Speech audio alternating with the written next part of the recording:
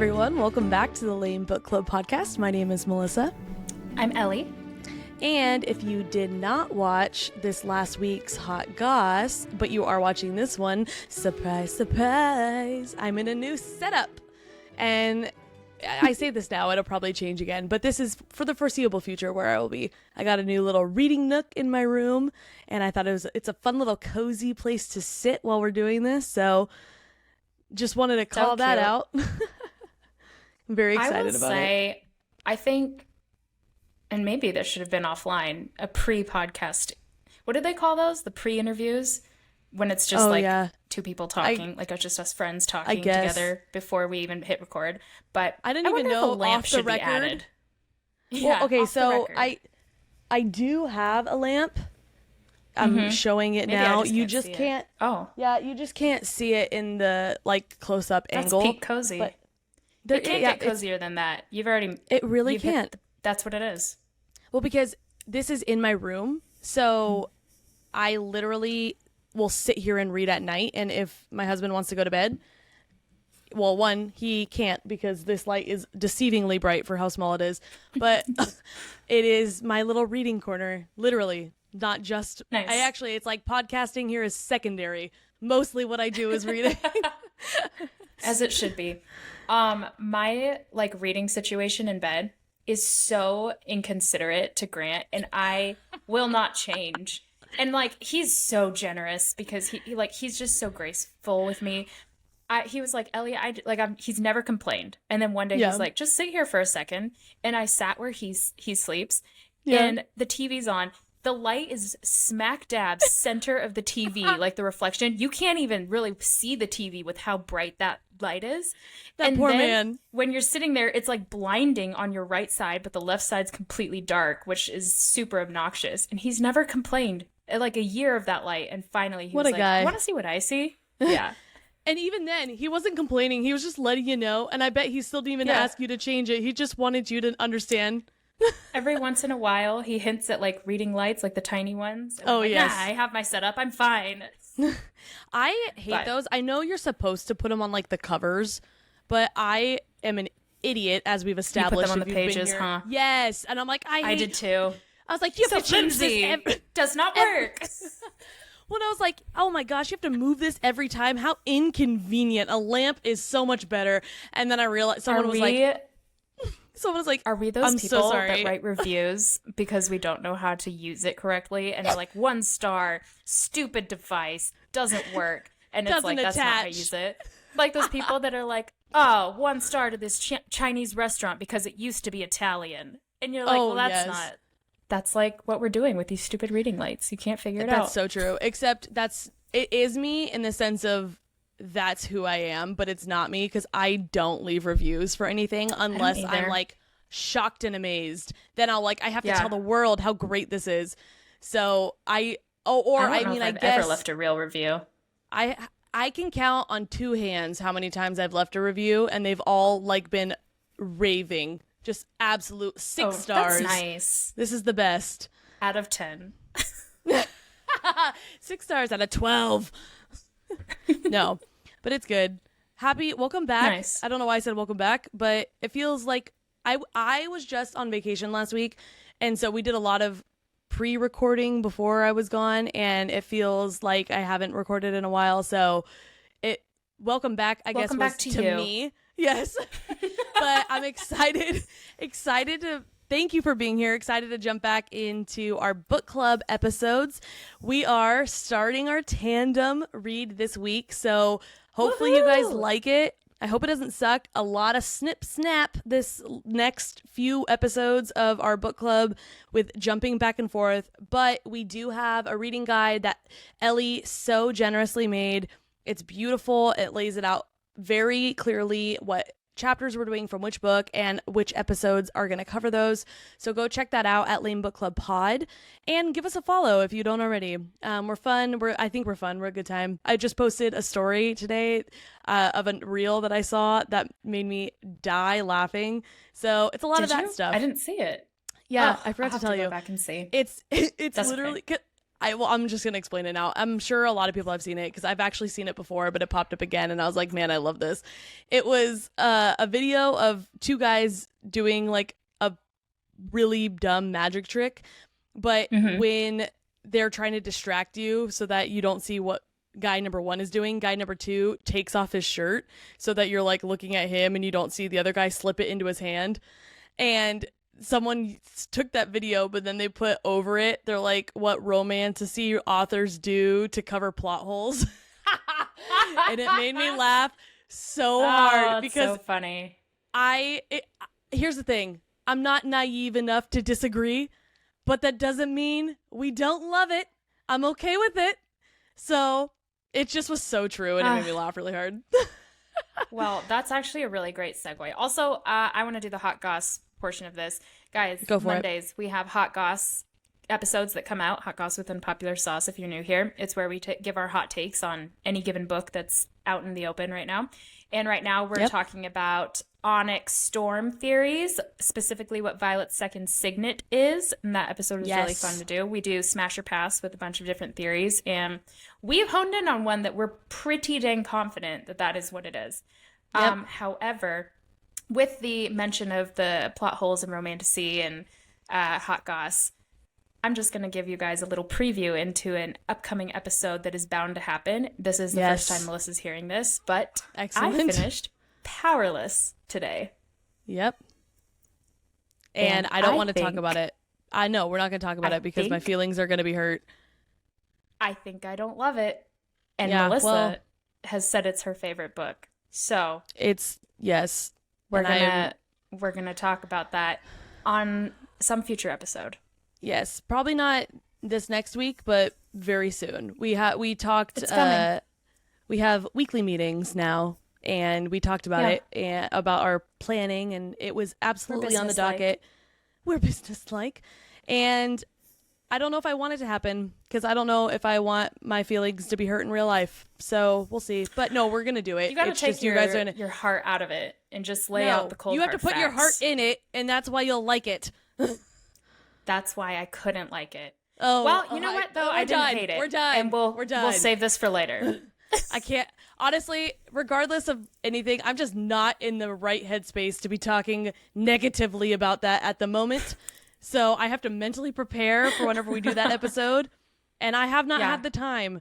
So today, like I mentioned, we're jumping into our tandem. So we're going to be doing the prequel chapter Nightfall plus chapters 1 through 11 from Empire of Storms, and then Throne of Glass, Tower of Dawn, chapters 1 through 6. And we will be jumping through them. We're going to be going in the exact same order that the reading order is, so it's going to jump back and forth, and I will be very clear on when we are doing that. Plus the fact that the story is completely changed, it feels like it's going to be very obvious, but just a heads up, like I said, snip snap, snip snap. But next week we're going to be doing Empire of Storms chapters 12 through 19 and Tower of Dawn chapters 7 through 17. So it's going to be a little Chaol heavy, but that's all right. We will power through. And like I said, if you don't already follow us on Instagram, please do so. Also, we have a TikTok. Ellie told me to stop mentioning it because I don't ever post there. And I'm going to be honest, I don't know why. I don't know why Am I I the just villain did. in this story? You're the villain in my story. No, I'm the villain because I don't even post on it. Ellie told me to never bring it up again. I think the only reason I even said that is because I'm pretty sure it was on an episode where you're like, we should stop talking about that. I think I did. I've probably said it at least 5 times, but you keep doing it. Similarly, I haven't every in a single while. time that we record, without fail, Melissa's husband comes in and says, do not touch the mic. In every single episode, without fail, you'll notice, I mean, maybe you don't because the editing that he does is fabulous, but there's always a break because Melissa touches the mic every episode. Guys, so it doesn't matter what we say. She just does it. There's no rules. She's wild. I'm so crazy. No, she's crazy. It's an accident every time. I just get too excited and I move and I like bump into it. But good news, I was telling Ellie about this before we started recording. He got a new cord. The problem was the cord didn't like stick in very well. And so if you moved it even slightly, it would jiggle the cord. Well, good news, he got a new cord. So now I can bump it all I want and it shouldn't be a problem. But this gives regardless, the same energy of like those things that are like, oh, Sarah went to Taco Bell at 11 p.m. She's crazy. That's like the energy that this is. She's crazy. That's exactly the energy I was hoping it would give. So I'm glad you all got to experience that. But as I was saying before I sidetracked myself, subscribe on YouTube if you don't already. That's a fun place. It's all, if you listen on Spotify, but the videos are also on Spotify in case you didn't know that. But if you don't watch it and just listen, the exact same episodes are available on YouTube to watch if you want to look at our beautiful faces and all of the weird expressions that I make unknowingly and that I just can't stop. It's like a reflex. I just can't help it. It's just the way my body works. But anyways, you can watch those there too. All right. I think that's enough housekeeping, and I think I've sufficiently embarrassed myself. I know. I don't know what. I'm really feeling some kind of way today. I don't know. I'm so sorry. That's okay. It's what the tandem read is doing to me. The tandem read really brings out the crazy Melissa. The craze. I'm so crazy. All right. Let's do Nightfall. Okay, Ellie, are you ready? I'm ready. All right, jumping into the first chapter, Nightfall. It takes us back in time. So Princess Elena Galathinius watches the Valg King Erewhon's armies move across the Black Mountains in hordes. Elena knows that this is not a battle they can win, and that the humans and Fae alike will die. Her human husband, King Gavin Havliard of Outerland, knows that death will come for them, but begs Elena to return to her father, King Brannon Galathinius, and stay safe behind his army's lines. Elena finally confesses to Gavin that her father's magic from the goddess Mala is fading, and he cannot protect her or them and help win this war. Elena and Gavin devise a plan for Gavin to distract Erewhon, while Elena imprisons him, locking him away so that another army can defeat him at some point in the future.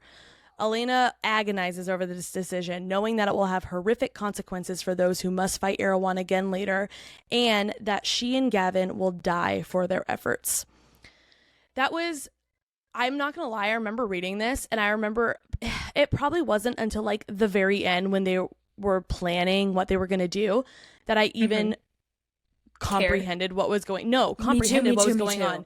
I remember being like, I know all of these characters, but I have no idea what the frickety frack is happening right now, and I'm so confused. And then when they started talking about like defeating him, we'll just pretend, we'll tell everyone we killed him, but we'll just actually like lock him away because that's the only thing that we can do right now. Then I was like, oh, this is in the past. Oh, this is what actually happened to Erewhon. This is why everyone thought he was dead, but he actually isn't. Okay. And then the light bulb went off.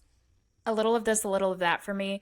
I did not necessarily comprehend it. A lot of like when they bring in new characters, I always, in any book, I'm just like, okay, sure. And then if they're repeated consistently, then I'm like, okay, they're committed to memory. But like Elena, Gavin, we've heard their names a few times, but they're obviously not prominent characters yet. And so I was like, sure, whatever. And I just move forward. Then, they're not like Adian, Rowan. No, Aelin, but you said yet. Not prominent like that.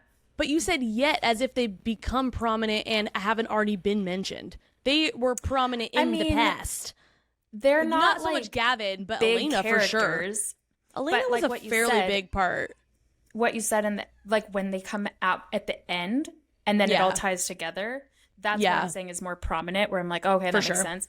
But to be absolutely honest with you, I think it didn't even make all the sense in the world at the end either. Because I was I understood it. It came to me by the end. I was tracking, but I was so confused for a lot longer than I'd like to admit about, just because, like I said, I knew the characters, I remember them, but I was like, I don't remember them talking about anything that's happening. So what is going on? And I also I don't think I had ever read a book before that had a prequel chapter, like prequel books. Yeah. What? But well, none that I can had a think prequel of. Chapter? I've had like prologues, but not like a full-on chapter just dedicated to something that happened in the past, and then that's it. I'm newer to reading, Ellie. Remember that. Well, Crescent City has one. Well, House of Flame and Shadow has one, but you didn't read that until after I read this. these. Yeah, I read these first though. Okay. So that's so weird. Okay. I mean, I Well, don't continue maybe, then. maybe I have. I just couldn't think of anything. So that's, and especially on top of the fact that I'm like, what is going on? Since this chapter had its own name, Yeah. it wasn't it was a chapter, but it wasn't Hot a real take, too. chapter. I hate prequels. I hate epilogues. Make it part of the story or don't. That's my opinion. And I know, Oh. I understand like the past situation, but then just make that chapter 1, in my opinion. And then I get chapter it. 2 is then label it present. You know? I get it. I don't I like like prequels. them. In my brain, it says to me, not part of the story. I don't know. Okay, I totally see where you're coming from. I do like them. I think it's kind of like a fun little teaser.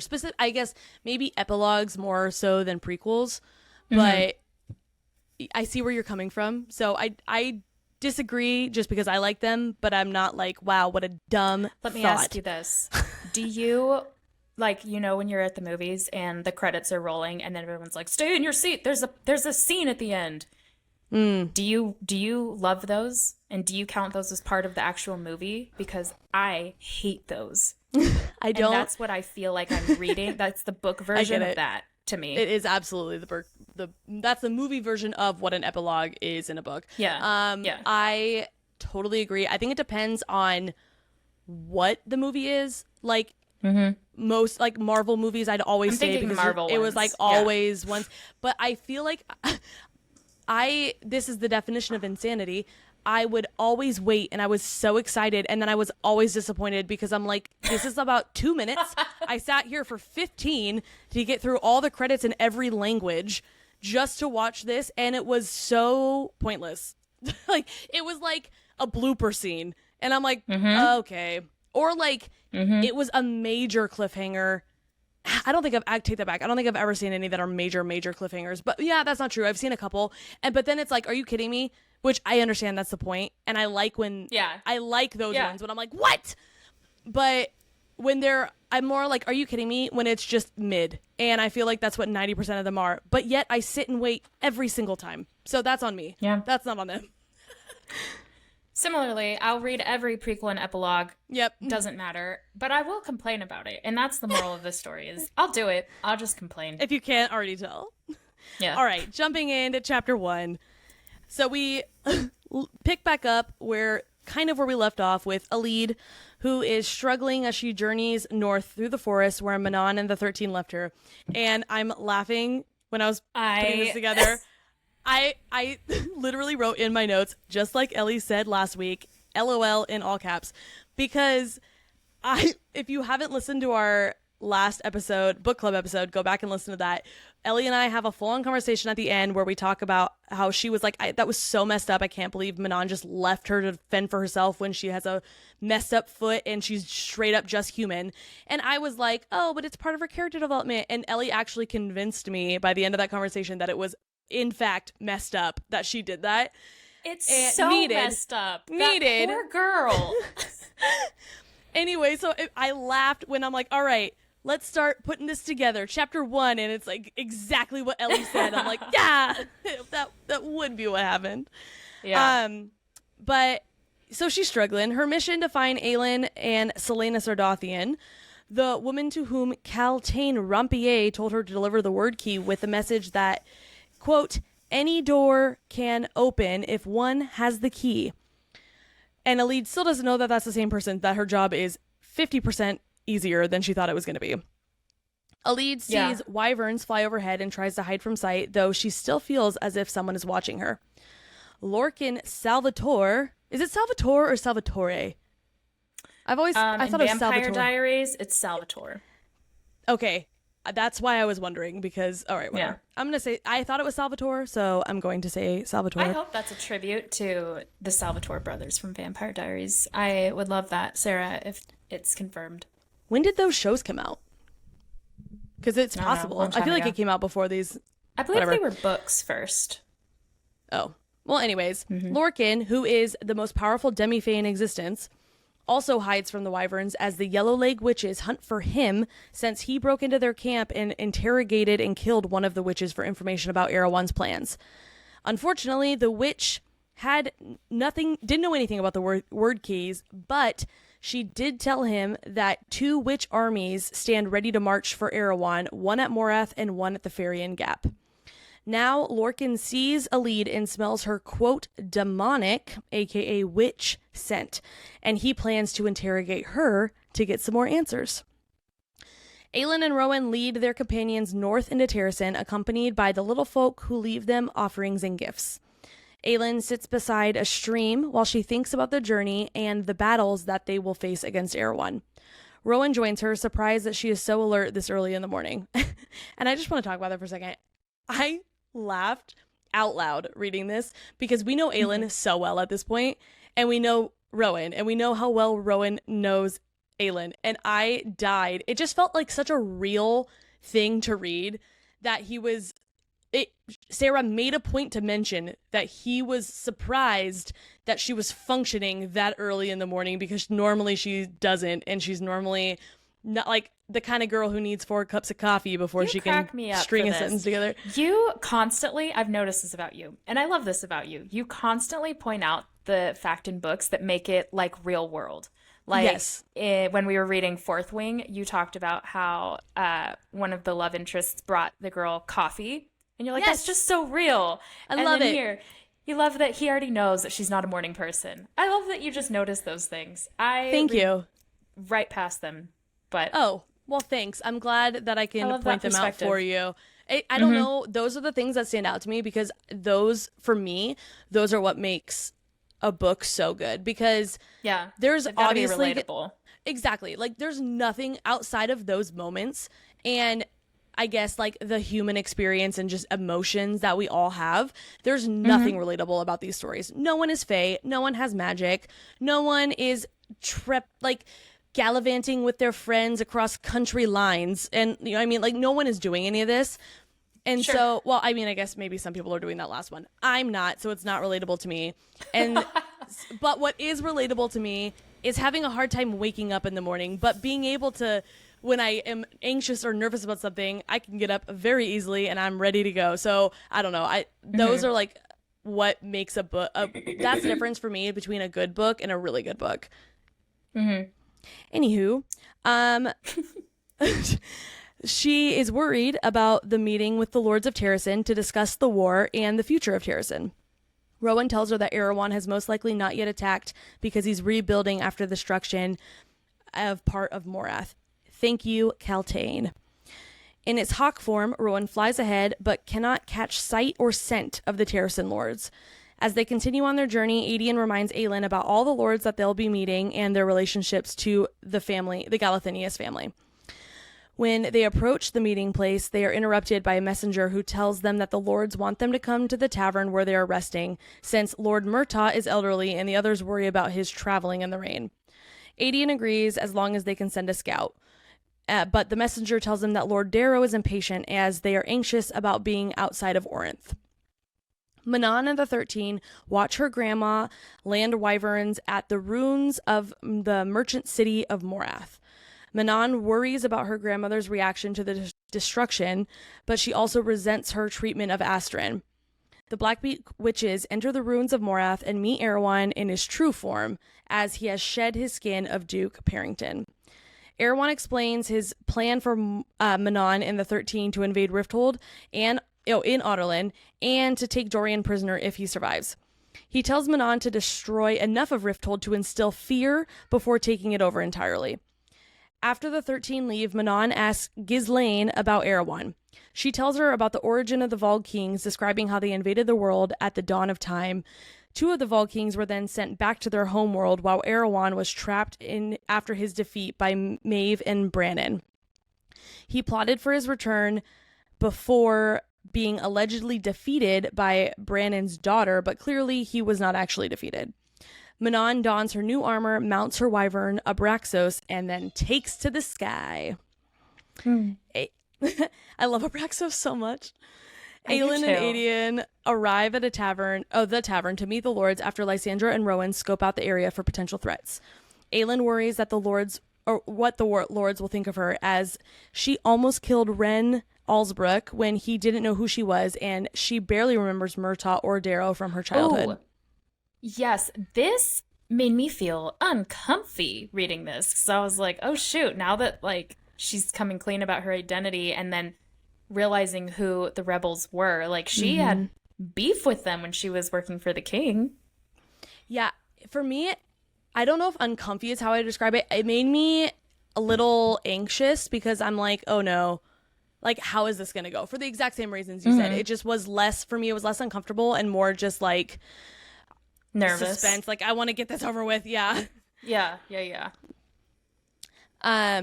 When they arrive, Darrow is hostile towards Aelin, disparaging Lysandra's new title and calling her a whore. He also calls Rowan one of Maeve's minions. Aelin defends herself in her court and finally throws a dagger at Darrow after he insults Aedion for the measures he took to protect Terasen while pretending to serve the King of Adarlan. That, for me, was where, like, everything he said about Lysandra and Aelin was beyond terrible. But when he then started attacking Aedion, that for me was the line in the sand. And clearly it was for Aelin as well. But for Aelin as well. Yeah, I just was like, this guy can, like, read the room, dude. Like, I understand you're not thrilled with what's happening, but don't be a dick either. Like, that is truly all he was. Like, there's no other way to explain it. He was just being so rude. No. He was the worst. I hated him from the get-go. So much. This was exactly like, and if you haven't read ACOTAR, skip ahead 30 seconds or a little spoiler. This is exactly how Tamlin was at the High Lords meeting, in my opinion. Yes. Just distasteful. Rude to be rude. You don't understand what's happening. This is for the greater good of everyone, and yet you want to come in here and be like, I hold the power. I hold the cards. Ew. Yes. Exactly. Oh, distasteful. I pictured him so icky, so ugly, just ugly inside and out. Mean man. Well, mean man. Distasteful. That is the best word to explain how his countenance in this conversation. Moving along, because it gets worse. Darrow tells Aelin that she is not yet Queen of Terasen, as the Lords of Terasen must approve any ruler. So what does he do next? Naturally, he shows her a slip of paper with signatures of 4 lords, including himself, who refuse to recognize her right to rule. This was just like adding insult to injury. It's like, well, guess what? Go ahead. Have you ever seen Nanny McPhee? No, actually. Oh, okay. So basically, the kids are like tyrants, and the cook is like insistent that the kids will never come into her kitchen because they honor paperwork. And she's like, they won't come in here. They won't destroy this kitchen. I have it in writing. And that's what this reminded me of, is like, she can't be queen. I have it in writing. And it's like, I burn your little paper. If I was Aelin, that's what I would do. Honestly, it's like, ooh, nice. And then use her fire to just like crumble it up. That, you're right. That would have been such a statement. But I applaud her for the composure that she was able to maintain during this. I would have slipped much more and much faster than she did. But I just don't like, it's like dangling an apple. Like, clearly, it just is so messed up to me that he even brought this up. She is obviously the rightful ruler.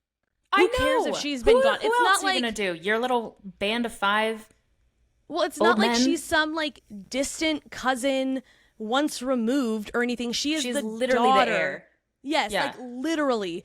And she's for the him rightful heir. For him to not, I guess he's not necessarily questioning that, but to find any loophole possible to make it like incredibly hard for her to own what is hers by birth when she's lost her entire family because of the title and because of who her family is. Like, again, just what a dick. I just like, that's it. Like, honestly, what a jerk. And then kind of like you said, well, I guess I can't reference any McPhee, but then to be like, and guess what, here's 4 people that aren't gonna approve it, which means you're out of luck. Like, there's no way you can get the numbers. It's like the school bully in every early thousands rom-com. Like, ooh, it is burn. It so is. Oh, he gives Regina George. Oh, and he does. What's worse, he would have a burn book. Like, look at the bigger picture, Darrow. What is going on right now? Do you think that everything's at peace and this girl just wants to come in and take over? That's not what's happening. There is a massive war afoot, and also kind of present tense happening. Yeah. and you're just like, actually, you're not the ruler. Well, I guess absolutely insane. What a move. If I'm going to play devil's advocate here, which is my favorite thing to do, I do a little bit understand why the current situation would maybe even make him a little bit more hesitant to acknowledge her rule, because this girl's 18, 19, like she's young. He doesn't know her. He hasn't seen her since she was 8. He doesn't know where she's at, like in leadership ability. Like we have all of this understanding of her character. He doesn't. However, it didn't feel like he was making this move only for that reason. It felt like a power play because he wanted it. Yes. And he was just trying to play God's advocate, if you will.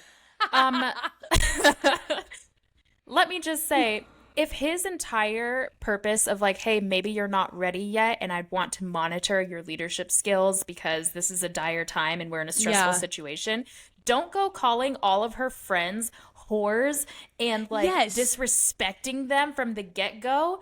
That is not the way to approach that. Or her. I mean, he didn't, I guess, straight up call her a whore, but he was being very distasteful towards her as well. Distasteful. And that's that on that. Yes. Moving along. Aelin challenges Darrow's pettiness in refusing her throne in the midst of a war against the Vol King, just like what we were just talking about. Darrow tells Aelin to gather allies to fight the battle against Erewhon and says that if she does so, the lords may consider reinstating her as queen. Hate him. Darrow also tells her that the Bane now answers to the lords who control Terasen in Aelin's place. Aedion was enraged by this, but before he could respond, Darrow's messenger returns with the news that the Iron Teeth Witches are on their way to raid Rifthold. And I wish that we knew what Aedion would have done and or said in that moment. It would have been poetry, especially because if I remember correctly, and this was really subtle, but I feel like it made a really big impact, he told Aelin that in front of Aedion. He didn't tell Aedion, even though Aedion is the leader of the Bane. And so that's, again, just so passive-aggressive. So passive-aggressive. Very Regina George. I hate him. I haven't hated someone as much as I hate him since we read about Erebin. And that is saying something. Aelin sends... I think I hate Maeve about that much at this point. I don't know. She's not as petty, though. This is just petty. There's true villainous evil schemes, and then there's just like, actually, I don't feel like it. And Erebin was so petty too. All the little mind tricks and mind games he played. Yes. Oh, so just because he knew he could, hate him. Yeah. I don't want to talk about him anymore. He's dead. Aelin sends Rowan back to Rifthold to save Dorian. Rowan turns into his hawk and flies away. Aelin reveals her plan to go to Skull's Bay to ask Captain Rolfe to join her cause. And she tells Aedion that they must rally troops in the south to drive Erewhon north. Aelin cuts her hand and swears a blood oath that when Terasen needs her, she will come to its aid, despite her mistreatment by the lords. She'll rub it in their face. So Aedion, and Lysandra begin to travel south. Nice. Now we are, speaking of south, this was such a great segue. Moving on to Tower of Dawn, Chapter 1. Our good friend Chaol has reached the Kaghan's place in Antica. The Kaghanite... Oh, no. Kagan. Kaghan... Kaghan? Kagan. Well, I'm going to say Kaghan. Please. No. No, please, for me. No, you say Croshan. You can't just say no. I can say no. You say Kraken. You're the one doing the summary. I've heard Kraken so much. You say Croshan. I say Kraken. Right, but I've not done the summaries. So you're saying Kraken, and I've not complained. So please, for me, it has to be Kagan. I can't continue. All right, fine. The Kaghanite spent centuries as nomadic horsemen and women. You're the worst. Before the first Kaghan emerged. He was a warlord who unified the scattered tribes and took the continent piece by piece. Chaol has 2 weeks. Oh, sorry, 2 weeks. Okay, you guys, I'm so sorry. I wrote this outline and I can't read my own typed words for whatever reason. Chaol has 2 tasks in Antica. Convince the Kaghan and his heirs to send their armies to war against Erewhon, and to find a healer to get him walking again. Chaol notices white cloths hanging from the windows, lanterns, and doorways. Nesrin, who's accompanying him, tells him it's a sign that a royal relative has recently died. The inheritance of the Empire is decided by the Kagan. He can pick any of his children based on who proves they are the best suited for it. The Kagan is required by law to keep a sealed document naming his heir in case he dies suddenly. This can be changed at any time. I was pleasantly surprised by this. Agreed. I was going to say, I liked the idea that it's not just the firstborn, because that's always how it is. And there's nothing wrong with that, but this was just an interesting twist that I didn't see coming. And I like the idea that, no, it's not just because you were born first. You have to be the best suited. Like, you have to prove that you are the most well-rounded and are going to do the best job being I loved that. Kagan, whatever. I agree. Yeah. Back to Empire of Storms, we're catching up with our good pal Dorian. He paces in the quiet of his castle in Rifthold. His mother and brother are still in their mountain retreat, leaving Dorian alone to cope with the reality of his father's Volg demon, which lived inside the man for years and tortured him. I know we briefly touched on this in our last episode of Queen of Shadows, but I don't feel like we touched on it enough for my liking, and so I'm bringing it up again. I still, at this point, was not 100% convinced that his dad wasn't lying. I was just like, this is going to be, his dad has been nothing but a jerk the entire time, and this is going to be the piece de resistance, is even after death, he's still a jerk, and we still find out that he's lying and full of crap. I really, really, really, still at this point. You thought that was going to come back around? Yes. What really shook me, and we didn't bring this up, but Dorian does, I think, in the very end of the last book, and maybe even thinks about it again. Sarah mentions it a couple times, kind of almost in a row, that I thought it would play a bigger plot, but it didn't, was that his brother, what's his brother's name? Colin? Holland. Is it Colin? Holland. And maybe even Dorian himself were conceived while the king was possessed by by the Valg. Yeah, I agreed. I felt like that. You're right. It was brought up a lot, and that seems like it would be a pretty big thing to address. But other than the fact that it was just mentioned, and then Dorian's like, I don't want to think about it. And then none of us thought about it again because we didn't get any more of it. And I guess he does kind of go through a identity crisis, and maybe that's why that played into that. But I felt like it was more keyed in on Holland and what would happen with him, and nothing. I mean, I don't think this is a spoiler because nothing happened. Nothing happened with his storyline. I really thought Sarah would write more about Holland ended up being really evil or the next worst thing, and maybe she was setting it up in case she wanted to write more books, but that was just it. Just a question about him. Yeah. I agree. I think it was I don't feel like it was lacking anything, but I think it could have been a cool element if it had been elaborated on, or even just expanded upon, and if that somehow affected is that the reason he has magic? I know there's magic in his family and it was kind of explained that way, but like you said, we don't really know anything about Holland. Did he Sarah had, at least up until this point, hasn't mentioned anything about him having powers. They're the brothers, full blood brothers. Yeah, right. The dad was possessed both times, so it's not like he was only possessed for one of them. And she also made such a point of writing him as such a little twit. He was such a little nice. He was such, yes. Thank you. He was so bratty and just exactly what you think when you think spoiled prince. Dorian, every time Dorian brought Holland up, he was like, I'm really worried about him. He's not a good person. Something Holland and his mom had to be shipped away. And there was just so much leading to Holland was going to be a villain. And then he wasn't, which I guess good for him. But I'm surprised. Yeah. But anyways. Yep, they're still up there. I think I maybe was starting to believe it a little bit more at this point. I just was so convinced that he was lying that and I just need everyone to know how long I held on to that, and I second guessed everything that was said. He thinks about Sorsha's gruesome death, which haunts him in the wake of destruction of the Glass Castle.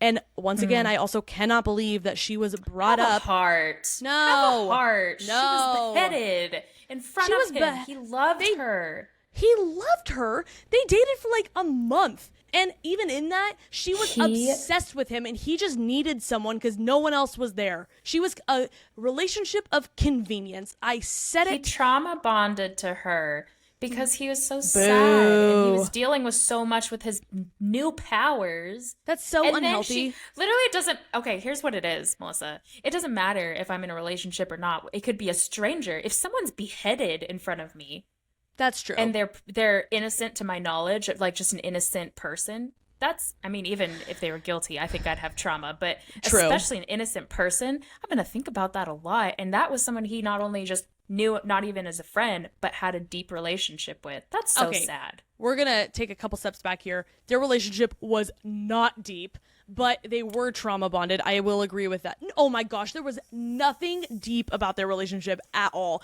It was so surface level. She was so vanilla, which is why I had a lot of issues with it. But I do agree with you, even if it's someone you didn't even know, if you watch them, if they were beheaded right in front of you, that is absolutely something I would think about. So I take back what I said. I agree that it's not a weird thing for him to be thinking about that aspect of it. I just cannot believe we're still talking about this girl because she was so unimportant and unremarkable is like the only way I can explain it. Good Lord. Anyways, let's just take a walk back to high school, Melissa, who certain boyfriends, they would break up and she devastated. And this girl got beheaded. And you can't believe he's still talking about her? One book later? It was not one book ago. How many books? 2? No, One. dude, you're so 2. it right. It did just happen. No. It was 2. It was the end of the previous one before the last one. I was like, wait, no, it wasn't. Yeah, okay, here's the thing. Yeah. We have I get cried what over you're much saying. less for much longer, and that's what I'm saying. All right, fine. Point proven. He knows that Morath is stirring again and recognizes the fight against Erewhon will inevitably return. He then receives word that wyverns and witches are headed for the city. Manon sees that Iskra Yellowlegs and her legion have already begun the attack, despite Manon ordering them to let her and the 13 lead the battle. Manon prepares herself to take over the attack, and I freaking hate Iskra as well, so I was ready for that. Dorian stays in the tower after the servants beg him not to join the battle. From the tower, he uses his magic to take down some of the witches and their wyverns before a Yellowlegs witch breaks through the tower to attack him. He is pierced by the wyvern's tail and venom infuses the wound, but Manon appears and beheads the witch attacking Dorian. She helps Dorian to his feet and tells him about Erewhon's true identity. Dorian asks her to join his side, but Manon refuses. Manon is now a witch killer and is afraid that the next Yellowlegs who enters the tower will realize what she's done, but Rowan appears and kills the witch before she can realize what Manon did. Rowan chokes Manon with his magic wand. What did I write? With his wind magic. You didn't even write magic wand. What are you reading? know. I'm telling you, you guys, I have been looking at my computer way too much today. Magic wand. I have a self-diagnosed made-up form of dyslexia, and you guys just saw it in real time. So Rowan chokes Manon with his wind magic, but Dorian stops him. Rowan and Dorian leave, and Dorian tells Manon to find them when she is ready to switch sides. I loved this interaction between Dorian and Manon and Rowan, honestly. This was such a fun scene to read. I remember being like, what's going to happen? Oh no, they showed up. What? And then I was like, oh no, Manon. And I was like, there's no way she's dying right now, so I wasn't actually that concerned about it. But I still was picturing Henry Cavill as the Witcher doing this to Manon and have her choking. It was very fun for me to imagine in my head. And in case you didn't catch that, Rowan is Henry Cavill as the Witcher. Rowan was so Henry Cavill as the Witcher. He so was. Oh my gosh. Watch The Witcher, and that's exactly how I pictured him. Yes. I watched The Witcher after I read this series, and well, maybe I read it before, I can't remember, but regardless, this is exactly how I pictured him, and then seeing all those pictures of him, and I was like, oh, this is the first time I've been so right about a character description in my mind. Yeah, 100%. What is it about Henry Cavill that has made him the mascot for all fantasy men? Like, he just became looks, like, it's not even his physical appearance, his charm, everything about who he is. I'm not arguing. I'm just saying there's literally billions of men in the world, but why is he the fantasy man? Like, is it just because of The Witcher, do you think? Or it's because of his looks, his charm, everything about him. Fair enough. Keep going. Rowan and Dorian escape the castle through the sewers, passing through what I've coined Aelin's Gate, aka the one she traveled through in Queen of Shadows. Rowan puts Dorian in a boat, hides him beneath his cloak, and then changes back into a hawk.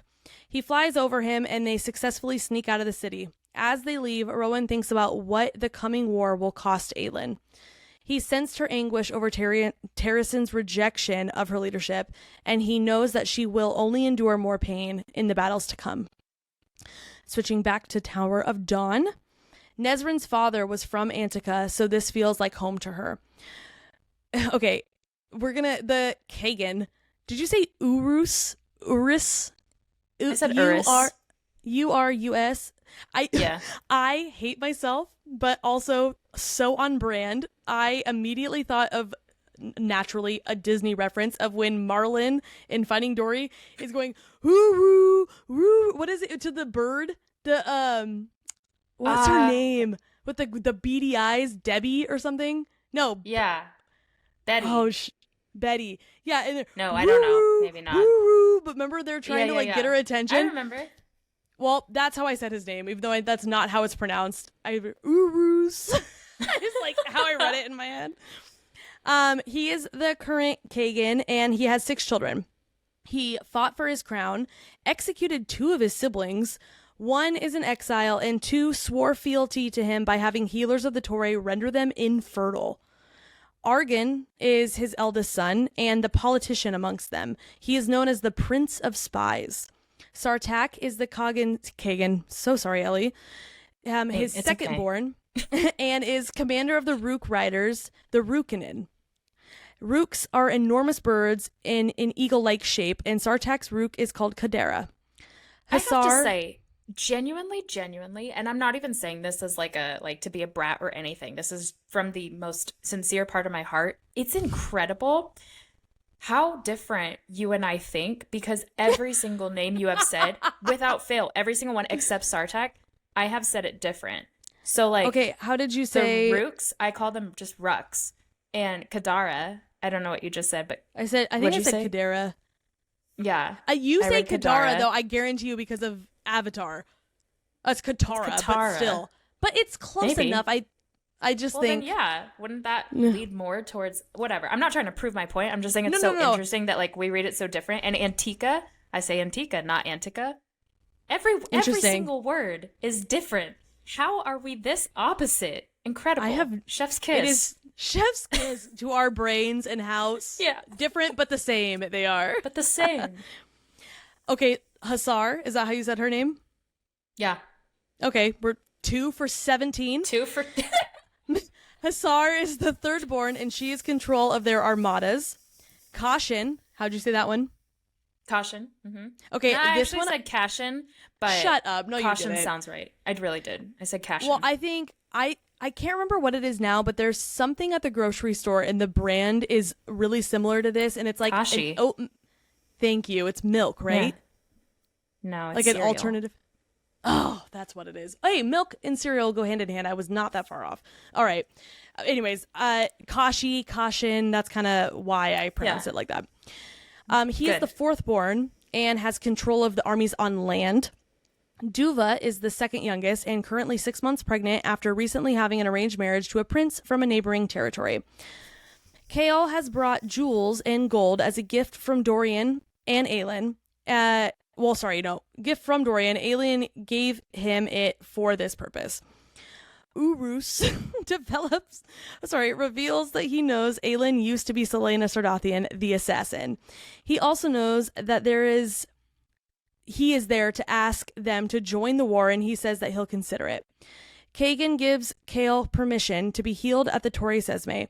He tells them to keep the jewels and gold since he has no use for it. And I loved that little, like, he has so much wealth. I don't think any of them realized how well off this Antica and like the southern continent were. And I love that he was offended that they didn't send a wedding gift for his daughter. He was just saying, like, he knows all this stuff, and then he was like, oh yeah, and keep that, like, I don't even need it. And they had like scraped everything together just to give that to him. And it was what was your so initial funny. impression of the Kagan Urus?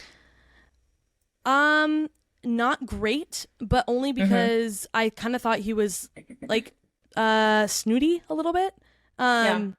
Just very like holier than thou, kind of had like an aura about him. Yeah. Walked on airs, if you will. It wasn't bad. Like, I didn't think he was like out to get him or anything. I just was kind of like, I don't really have like a super great first impression. But to be honest, he didn't have a super great first impression of all of them either. So I get why he acted like that. I thought he was kind of snooty, but immediately I trusted him. I was like, he's a good guy. He might have some like interesting negative personality traits, but he's a good person, and I trust all of his kids too. I don't know why, but I was just like, I'm here for this family. I like them. That's so interesting. I don't trust anyone immediately. And then even after they prove themselves, still don't trust them. So that certainly was not my first impression. But he then reveals to them that his youngest daughter, we probably said this one different.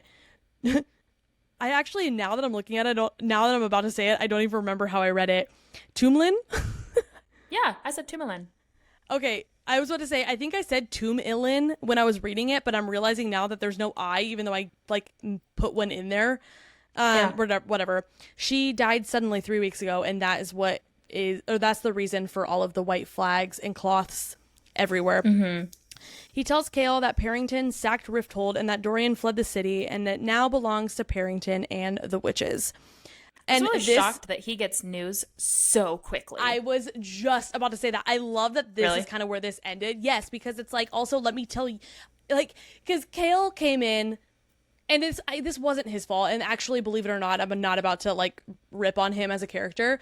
But they all came in knowing that they needed the Kagan and his army to help them, but also kind of being like, look, this is going to benefit you. Like, let me tell you what's going on. Like, assuming that he doesn't know anything. That he wouldn't know. And still even kind of in a way needs them, even though he also knows that, like, Otterland and everyone needs him too. And he just snapped. He clapped back so hard. And it was just like, not only do I not need you, I don't even need the crap gift that you came to give me, but let me tell you what's going on in your country since you clearly don't even know. It was the biggest flex, and I was here for that. It was such I will say, flex. That made me like him more. Absolutely. I was unsure about him still, but I definitely liked him. Caution comes to Chaol and Nesrin's chambers. It tells them that the Kagan wishes for them to dine with him and his family every evening. Caution is also worried that Parrington's forces could have possibly infiltrated their courts and wants Chaol to observe everything at dinners. His sister is believed to have killed herself, having jumped from her balcony, but Caution doesn't believe it. He says that he knows she would never do that. Back to Empire of Storms. Elide continues to flee from the unseen person stalking her. She finds it difficult to continue with her bad leg, but she perseveres. Stopping to drink water, Elide. She hears... I know. She drinks... I love Elide so much, and I love how you're just like, oh, this pathetic little girl. I feel for her. Well, she's like, she's me, she's you. She's... like, I don't want to be in the woods on, like... Agreed. Hey, Terrasen, 500 miles north. You got Due this. north. Bum leg, no car, no horse, no guy, no food, just no water. You got this. Yeah. And every time we run back into her, it's like, oh, she's struggling. Well, no, yeah, she's struggling. Yeah. Stopping to drink water, she hears an unnatural howling. Lorcan catches up to her and tells her to either come with him or die. He can protect them both from the approaching creatures. And so Elide agrees. They run from the creatures that are hurting them and then crash into monstrous beings that are clearly Valg in nature. While Lorcan tries to fight them, Elide runs away. The beings all tell Lorcan that they're called Ilkin. Is that how you said it? Uh-huh. And they are Erewhon's hunters. They pursue Elide and ask Lorcan if he's protecting her, but before he can reply, he hears a scream. Elide stumbles into another Ilkin and pretends to be one of Erewhon's minions. I love this. I loved her thought process on this and how she's like, survival of the fittest, and I have no power, so this is what I gotta do. When she flees, Lorcan catches up with her. She lies to him about her name, going by her mother's name, Marion, and tells him that she escaped Morath and plans to join Aelin's cause. He asks why she smells like the Valg, and she tells him that the scent is from the time that she spent as a captive in Morath. In exchange for answering his questions about Morath, Lorcan offers to protect her until they reach the town where they can travel to their respective destinations. And Elide agrees. Back to Tower of Dawn. Yrene has been at the Torre for 2 years now, working under the guidance of Hafiza, the healer on high. This is the first we see her again. She's exactly. back. And Yrene, like Ellie just mentioned, is the girl that Aelin saved in Assassin's Blade. Yrene now feels ready to return to Aderlin because she wants to help the war in any way she can. Caution is fond of Yrene. They became friends after she healed one of his servants. However, he wants more than just to be friends, but Yrene does not. And honestly, that made me like her more because I know that he's not like guaranteed to be the next Kagan, but he's still like essentially as the closest thing they have to a prince. And most people would not turn down a prince. I don't care if, like, unless they're just like despicable. It's just so flattering when someone could have like essentially the pick of the litter and they choose you. How can you not be like, okay? Except Yrene can. She doesn't. She is the exception here. Hafiza assigns Yrene to Chaol and wants Yrene to heal him before she decides whether she will leave the Torre or not. She informs Yrene that Chaol Westfall, or that he is Chaol Westfall, the new hand of the King of Aderlin and former captain of the guard. Yrene immediately says that she does not want to heal him because she hates Aderlin and all the soldiers there. Her mother was burned alive by their soldiers. Yrene still has the brooch that Aelin had given her all those years ago and the note that Aelin had gave her too. She's been saving those for whenever she did go back. Yrene comes to assess Chaol, but is angry about even being there in the first place. She's short with him and snarky, and I was here for it. Yeah, Yrene tells we loved that. Love Yrene. I loved her even more. Didn't think it was possible. Somehow I did. Yrene tells Hafiza that she can heal Chaol as the injury is almost identical to an injury that she's healed before. And back to Empire of Storms. The aftermath of the battle in Rifthold. In the aftermath of the battle, Manon looks at the 5 dead Yellowleg witches, 1 killed directly by her and the other 4 killed by Rowan. The 13 arrive, and Astrid, Manon's second in command, senses what really happened. Iskra Yellowlegs arrives, and Manon lies, claiming that the one who attacked her, claiming that the one which had attacked her, which would then give Manon the right to kill her. And she distracted Manon while the other witches were killed by Rowan and Dorian. But Iskra is no dummy and does not believe Manon's lie. She can smell the witch killer status on her. When Manon returns to Morath, good night. Iskra has summoned a trial and accuses Manon of killing her centennial witch unprompted. Manon lies again about what happened. The 3 matrons agree that Manon did not kill the witch wrongfully. However, they also agree that blood must be paid with blood. So the Blackbeak matron decrees that Astrid will die the next morning. And that is where we end today, on quite the suspenseful cliffhanger if you haven't finished the next couple chapters. So suspense. I remember being like, the grandma wants to get rid of Astrid so bad. I can't. It's so obvious and so stupid. I hate it. I love Astrid. Honestly, truly, honestly, the one time in a book ever that I actually, like, because main characters, right? if there's so much left in a book, you know that they're not going to die. Side characters, could be this, could be that. Depends how much you attach to them. And like, also you can just kind of project like, oh yeah, the book probably won't kill them because you can predict it. This was the one time ever that I genuinely was like, Astrid might die. And I was really nervous. And I actually was betting on the fact that she was going to die. And I wasn't ready. Yeah. I think we talked about this in our Hot Goss episode this last week. For me, I wasn't like, oh my gosh, she's dead. Good as dead. Good writing for me is when I'm like, oh my gosh, they are stuck in a corner. How are they going to get out? And that's how I felt. I was like, okay, this was decreed by all three matrons and in front of everyone. So it's not like they can spin this and be like, well, she didn't actually say that. Or so I'm like, okay, they can't get out that way. And Iskra sure as heck is not going to let this go. So I'm like, I don't see another way out, but I wasn't convinced that, especially like Sarah doesn't kill people. Like she does sometimes, but like not often does a relatively prevalent character die. And so I was like, I don't think she's actually going to die, but I also have no idea how they're going to get out of this. And I love that. You just really don't know with this one. And then the fact that it could be either one. Well, and the fact that the chapters kept like, not only like you're jumping from book to book doing the tandem read, but even within this book, the chapters are jumping back and forth between like 3 different storylines.